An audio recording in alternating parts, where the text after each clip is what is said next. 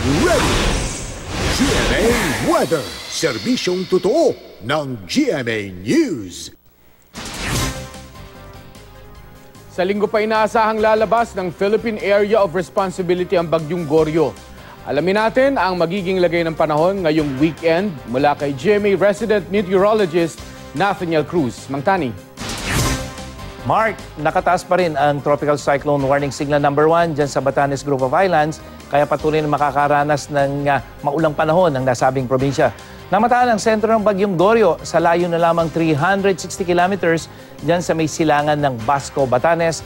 At taglan nito, ang lakas ng hangin umaabot na sa 105 kilometers per hour malapit sa gitna at bugsong 130 kilometers per hour.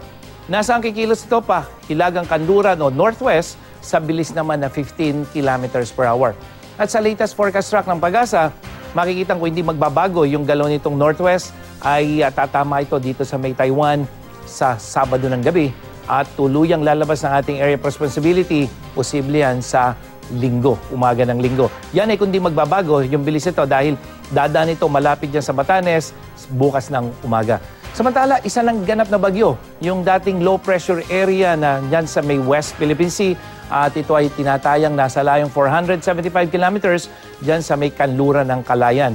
Mga kapuso, ito pong severe tropical storm Goryo at hanging habagat kasama nitong tropical depression ang siyang magtutulong-tulong upang magdala ng mga pagulan dito sa malaking bahagi ng Luzon hanggang sa ilang bahagi ng Visayas.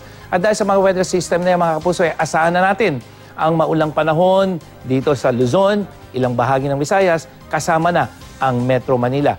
At base nga sa rainfall forecast ng Metro Weather, yung nakikita nyo mga kulay dilaw na yan, yan po yung malalakas na ulan na mararanasan sa Ilocos Region, Cordillera at Central Luzon mula sa Sabado yan hanggang sa Linggo. Kaya mga kapuso, yung mga pupunta ng norte, maging I am ready kayo sa maulang panahon.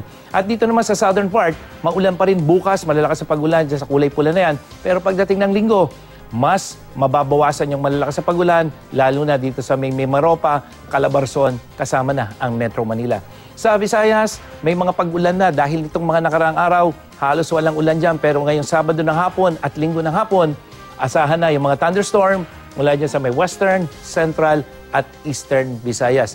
Gayun din sa Mindanao na kung saan halos walang maliwalas sa panahon ng naranasan nila. Pero ngayong weekend, asahan na ang mga thunderstorm mula dyan sa may Zamboanga Peninsula, Northern Mindanao, Soc-Sargen, kasama na ang Caraga at Davao sa Sabado at Linggo. At dito sa Metro Manila, maulang panahon pa rin ang asahan natin bukas. Yung kulay dilaw na kung minsan ay malalakas, pero pagdating ng Linggo, mga kapuso, may mga pag-ulan pa rin, pero mas mahina na kung ikukumpara mo nitong mga nakaraang araw. Mark? Mang Tani, meron hubang gale warning o babala sa ating mga sasakyang pandagat ngayong malakas ang habagat?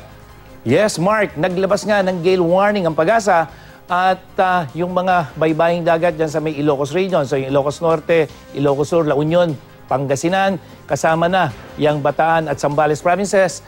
Merong gale warning kaya mga kapuso, yung pong mga maliliit na sasakyang pandagat, iwasan munang pumalaot. Yan ang latest mula sa GMA Weather. Magplano para sigurado. I am ready. Serbisyong totoo ng GMA News.